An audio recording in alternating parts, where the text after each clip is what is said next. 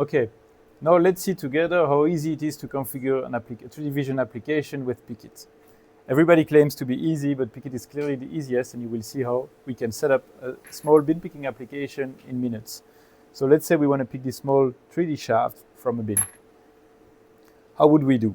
Well, we will use the Pickit interface and configure the system. The Pickit interface is very intuitive. There is no coding, no programming to be done. You can almost do everything from your mouse. So here you can see on the top left, you can see the viewer, so what the camera can see. You have the 2D image, but of course we are interested in 3D, so you can also see the 3D point cloud that the camera can detect. Then you have the detection result that appear in the left bottom, and on the right panel you have the configuration. So that's what we are interested in right now.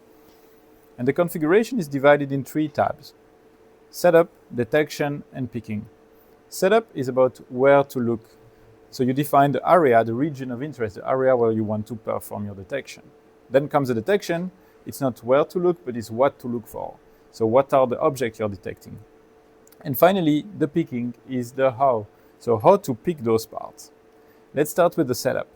We need to define a region of interest. And as you can see here, we define the region of interest as this blue box. It is, you want to align it with your bin so that you only perform detection inside that zone.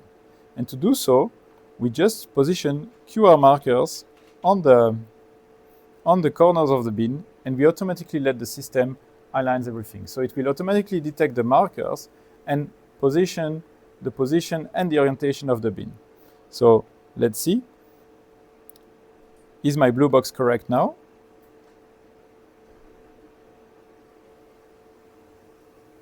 Here it is. So you can see that the box is well aligned with the different corners.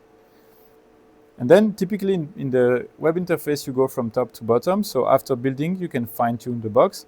And to do so, you basically can adjust the positioning of the box to cut the corners. So let me quickly do that. And now if I detect, you see that I will focus my detection only on the points inside my region of interest. Also, you can model the collision environment, which is very convenient. So for example, I can say, please make some collision bins around my ROI box, and just you get your collision environment defined.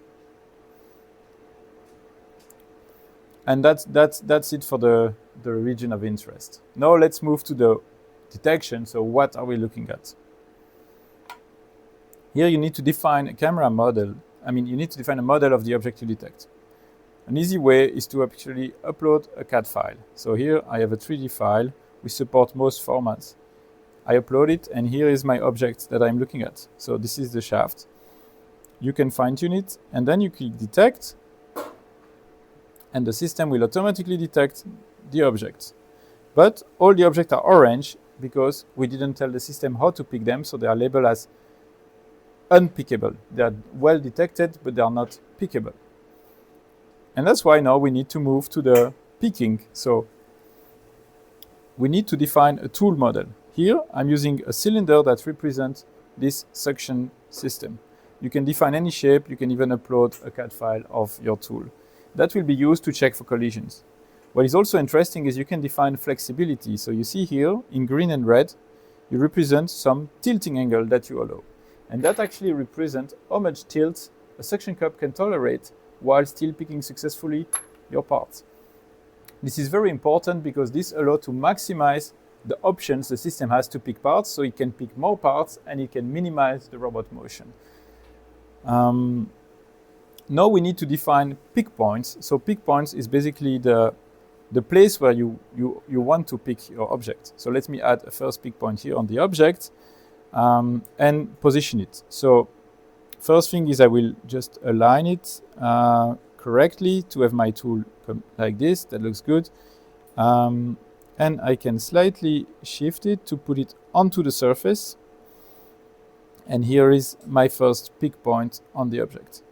You can also give more freedom to the system, for example, by adding a symmetry axis.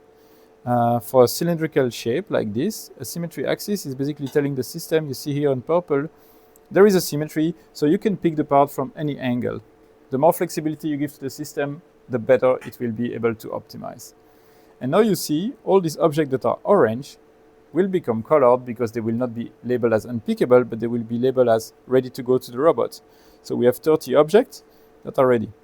And you can analyze them. So by clicking on them, you can know their status. So some are still unpickable, like this one, because you see it says there is a collision, which is fine because it's indeed in a collision. The tool would be in a collision to pick it, but if we would pick the object that is covering it, then we would make it pickable. So eventually the entire bin will be detected. So that was, in a nutshell, how to set up a Pickit system.